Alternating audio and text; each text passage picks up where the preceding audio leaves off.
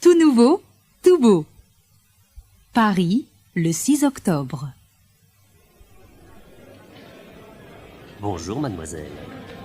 Vous aimez la diva? Vous êtes vendeur? Non, admirateur.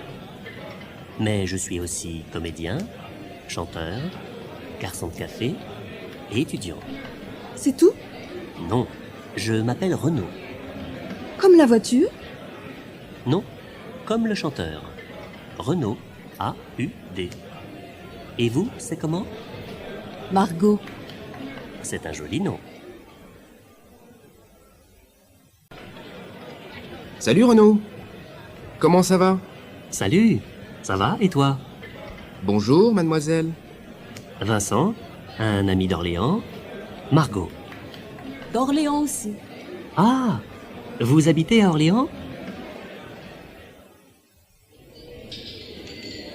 Bonjour.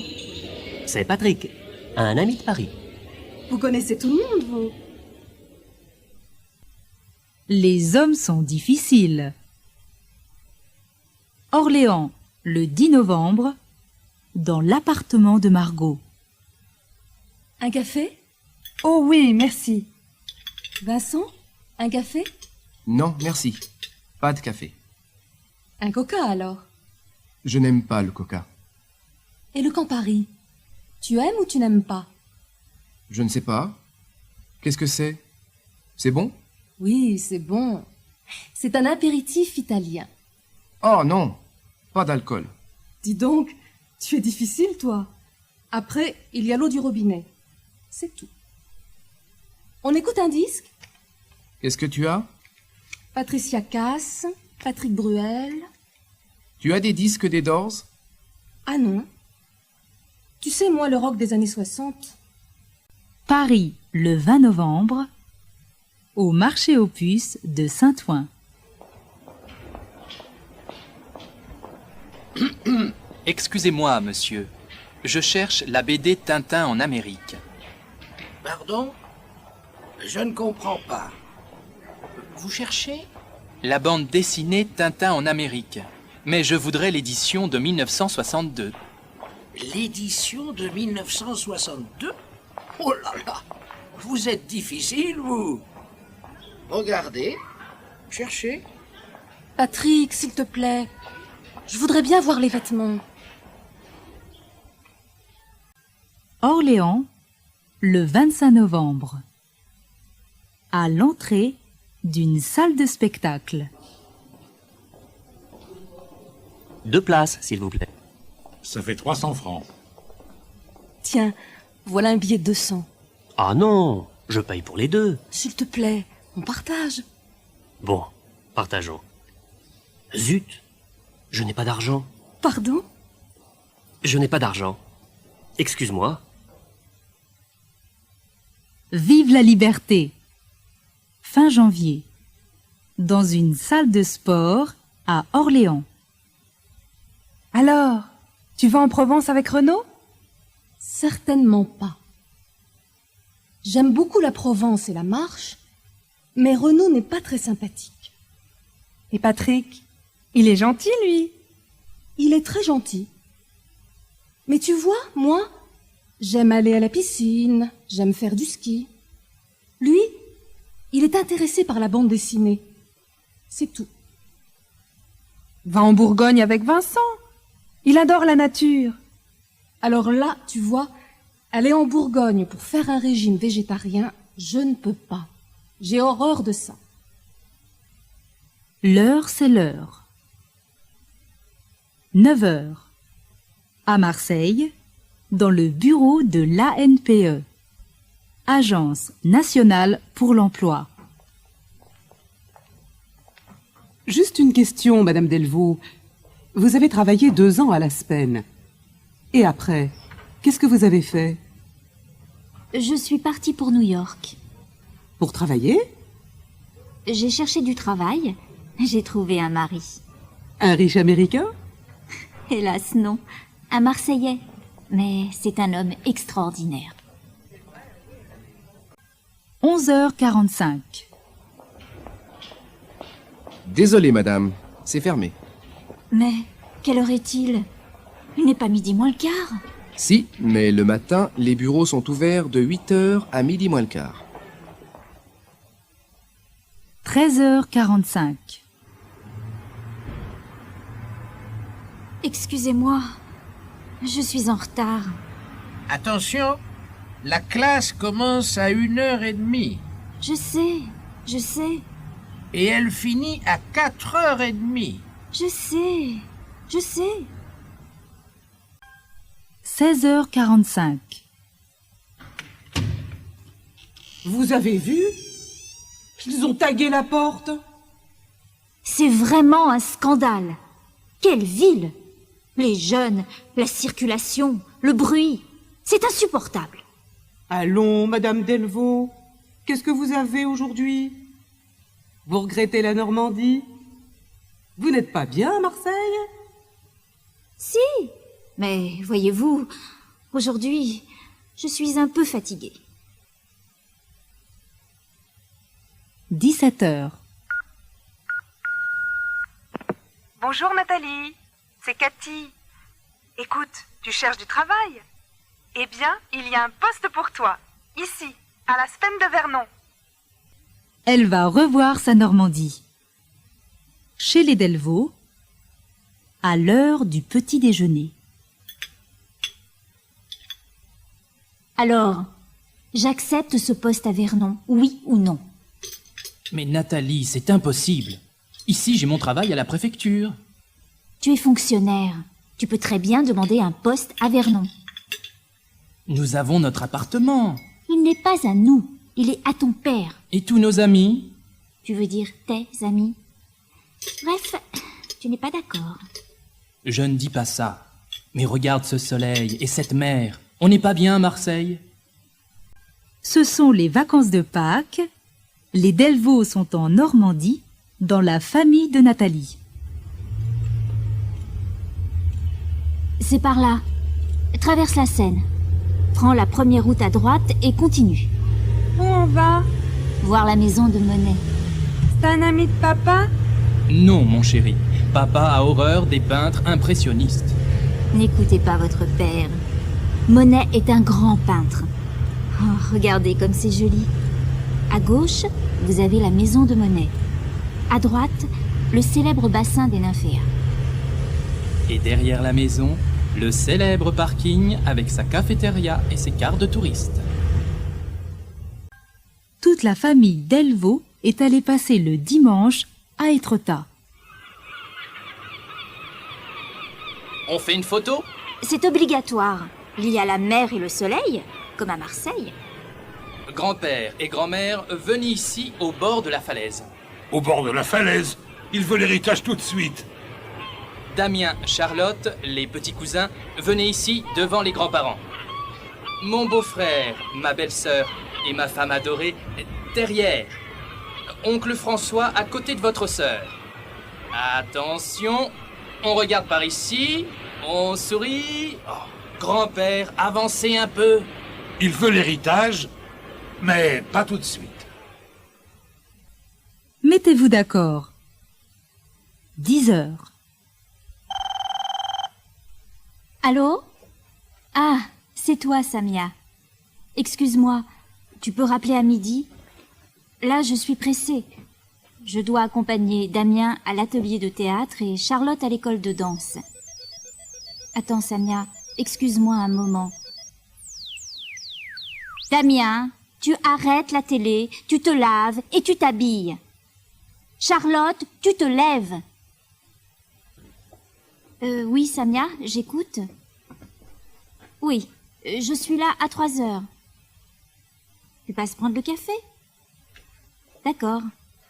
Mais attention, à 4h, je vais chercher les enfants à la piscine. C'est mercredi aujourd'hui. Je m'occupe des enfants toute la journée. D'accord. À cet après-midi, Samia. Allez, dépêchez-vous, préparez-vous. Nous sommes en retard. 15h30.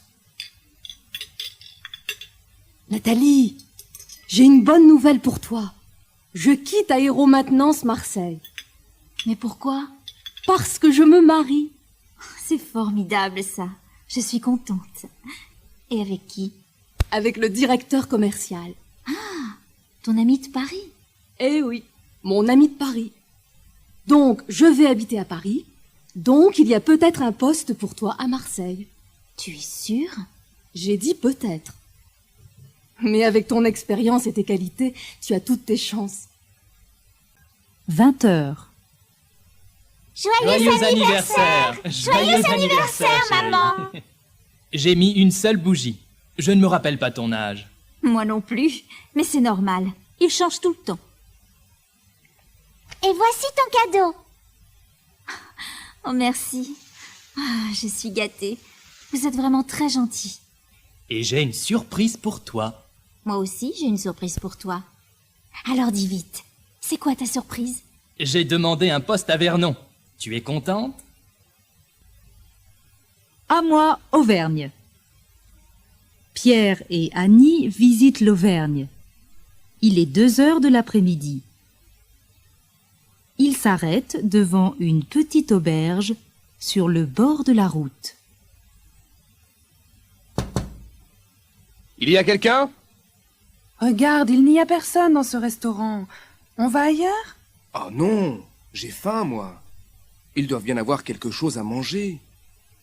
Il y a quelqu'un? Voilà, voilà. Bonjour, monsieur. Il est un peu tard, mais est-ce qu'on peut déjeuner? Oui, bien sûr. Mais vous savez, il n'y a pas beaucoup de touristes en ce moment.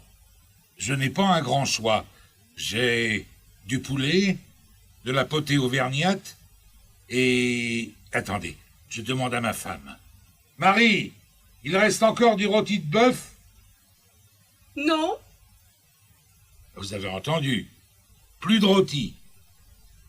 Ça va aller? Oui. Alors, asseyez-vous. Où vous voulez. Qu'est-ce que je vous sers comme entrée? Un peu de pâté de campagne? Quelques crudités? Beaucoup de pâté et beaucoup de crudités. Dites donc, vous n'avez pas l'accent de la région? Vous n'êtes pas d'ici? Si, je suis bien auvergnat, à 100%. Mais j'ai vécu 20 ans à Paris. J'avais un café là-bas. Les affaires marchent. Lundi, 10 heures. Éric Blanc, directeur de Performance 2000, parle avec une journaliste. Encore une question, monsieur Blanc. Est-ce que vous exportez votre point accueil? Pas encore. Vous ne faites jamais de publicité à l'étranger? Nous venons de faire une opération publicitaire dans un pays d'Europe. Nous sommes en train de rencontrer les directeurs d'hypermarchés de ce pays et nous allons voir. Quand on est installé à Bordeaux, ce n'est pas difficile de travailler avec l'étranger? Vous savez, nous sommes à l'époque de la télécopie et de la téléconférence. Alors le lieu d'installation d'une entreprise n'a plus d'importance. Nos clients sont toujours très heureux de venir dans la région. Lundi, 11h30. La secrétaire d'Éric Blanc téléphone à une agence de voyage. Allô Daniel? Bonjour, c'est Myriam de Performance 2000. Vous vous rappelez? J'ai fait, pour Monsieur Blanc, une réservation sur le vol Bordeaux-Paris de jeudi matin et une autre sur le Paris-Milan de jeudi soir avec retour direct sur Bordeaux le vendredi. Attendez, je regarde. Oui, c'est bien ça. Qu'est-ce qu'il y a? Vous avez un problème? Oui, Monsieur Blanc a besoin de rester à Bordeaux jeudi, pour un gros client des assurances. Alors je voulais savoir, est-ce qu'il y a de la place sur le Bordeaux-Milan de 6h35 vendredi matin? Pas de problème, il reste de la place. Bien. Alors je réserve une place sur ce vol. Je confirme le retour le soir. J'annule le Bordeaux-Paris et le Paris-Milan pour jeudi, et j'annule aussi l'hôtel à Milan. Un après-midi à problème. Lundi, 14h. Éric Blanc réunit ses collaborateurs. Je vous ai réunis pour préparer la journée de jeudi. Monsieur Levaux, le directeur des assurances Alma et sa collaboratrice, Madame Marzac, viennent essayer leur logiciel. Il faut, vous m'entendez bien, il faut avoir ce marché des assurances Alma. Alors, Monsieur Gerbeau, ce logiciel est prêt? Je le finis demain. Nous faisons les dernières vérifications. Très bien. Faites-les et appelez-moi. Moi aussi, je veux le vérifier, ce logiciel. Madame Raymond, vous avez préparé les contrats de suivi? Les voici. Merci beaucoup. Vous avez fait très vite. Vous permettez? Je les prends. Je vais les étudier. Lundi, 15h30. Annie Raymond demande un congé. Je suis désolée, monsieur Blanc. On vient de m'appeler de l'école. Un de mes enfants est malade. Est-ce que vous me permettez de partir? Mais bien sûr, Madame Raymond. Il n'y a rien de grave. Je ne sais pas. Mais si c'est grave, est-ce que vous m'autorisez à prendre quelques jours de congé? C'est un peu embêtant, ça. Essayez de trouver quelqu'un pour s'occuper de votre enfant. Et soyez là jeudi, hein. Nous avons besoin de vous. Il nous faut réussir à avoir le marché Alma. Lundi, 16h, Daniel le prêtre donne sa démission. Je vous dérange, monsieur Blanc? Pas du tout. Entrez. Qu'est-ce que je peux faire pour vous? Eh bien, voilà. Multimédia est prêt à m'engager. Vous allez nous quitter? Ben oui. Vous savez, je suis très bien ici, mais... Lundi, 17h. Éric Blanc est appelé d'urgence au service des informaticiens. Qu'est-ce qui s'est passé? Il ne se sentait pas bien. Il a eu un malaise. S'il vous plaît, appelez vite le SAMU. C'est bizarre, ça. D'habitude, Gerbeau n'est jamais malade. Vous savez, il a fait le logiciel d'Alma en 1 mois. Et quand on travaille 10 heures par jour, et pendant les week-ends... Écoutez, n'exagérons pas. Il a fait quelques heures supplémentaires, c'est vrai. Mais moi aussi, je travaille tard le soir. Et quelquefois pendant les week-ends. Et Gerbeau n'est pas toujours là. Le problème, vous voulez savoir, c'est qu'il aime les bons petits repas, le bon vin, et qu'il fume 2 paquets de cigarettes par jour. Alors ça et le travail, évidemment, ça fait beaucoup. Tout est bien qui finit bien. Jeudi, 8h30. À l'aéroport de Bordeaux. Éric Blanc et Daniel le prêtre accueillent les responsables d'Alma, Guy Levaux et Florence Marzac. Monsieur Blanc, je suppose. Je suis Guy Levaux, et voici ma collaboratrice, Florence Marzac. Bonjour madame, monsieur. Je suis très heureux de faire enfin votre connaissance. Et nous aussi. Je vous remercie d'être venu nous attendre. Mais c'était bien normal. Vous avez fait bon voyage? Madame Marzac a juste un petit problème. Il lui manque sa valise. Je vous demande 5 minutes. Je vais faire une réclamation. Non, restez avec monsieur Blanc. J'y vais. Attendez, madame.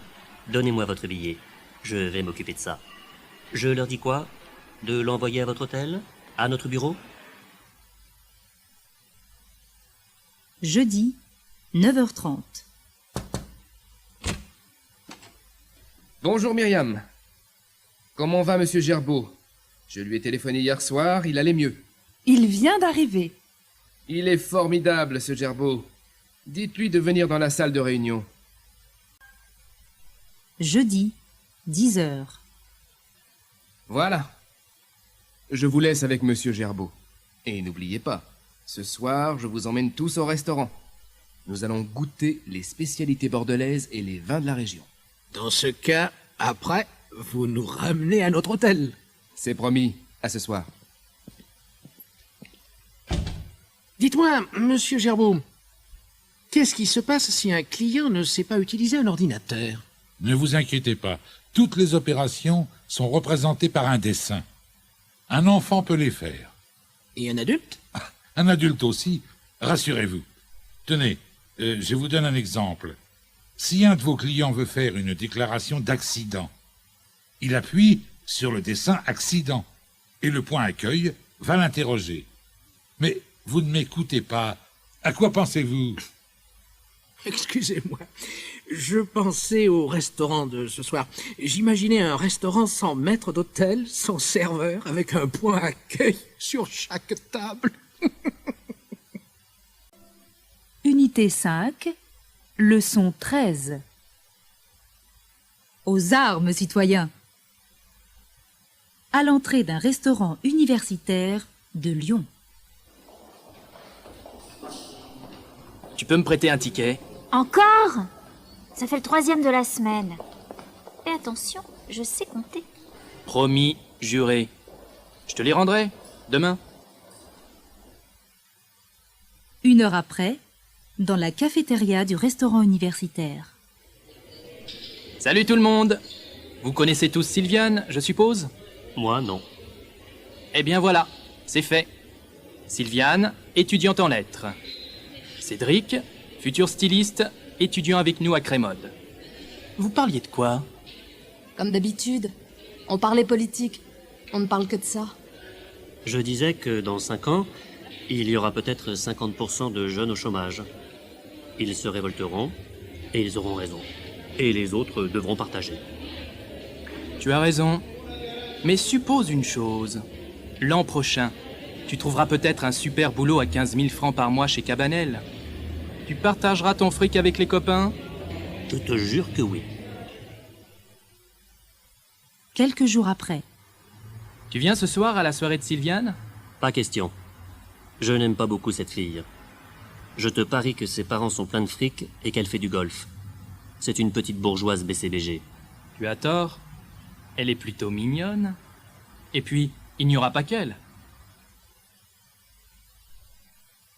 Qui ne risque rien n'a rien. 2 ans ont passé. Cédric est à Paris.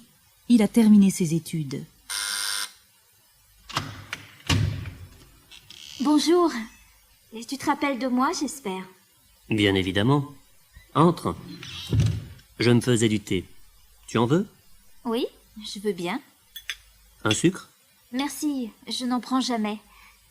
Flo m'a donné ton adresse et elle m'a tout dit. Tu es sans travail et tu as décidé de préparer une collection tout seul, comme un grand. Je vois que tu es bien informé.